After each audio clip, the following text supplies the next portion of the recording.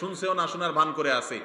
এই ব্যক্তিকে আল্লাহ রাব্বুল আলামিন পরবর্তীতে জেনার অপবাদ নিয়া সারা সমাজের সবচেয়ে নেককার হিসাবে পরিচিত ছিল, অথচ জেনার অপবাদ নিয়া সে বেইজ্জত হয়েছে, লাঞ্ছিত হয়েছে শুধুমাত্র ওই মায়ের সাথে বেয়াদবি করার কারণে। ডেঞ্জারাস একটা বিষয়।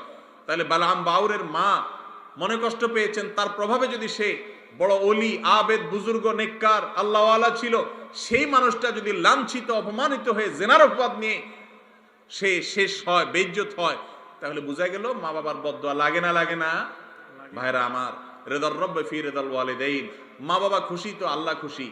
ওয়া সাখাতুর রব্বি ফি সাখাতিল ওয়ালিদাইন, মা বাবা নাখোশ তো আমার আল্লাহ নাখোশ। আল্লাহর ওয়াস্তে মা বাবাকে অসন্তুষ্ট করবেন না ভাইরা। হয়তো আপনার মা অশিক্ষিত, আপনার বাবা কিছু বোঝে না, হয়তো তাদের এত সেন্স টেন্স নাই, দুই একটা ধমক দিলে কিছু বলবেও না, ভাইরে তারপরে এই কাজটা করবেন না। যেদিন হারিয়ে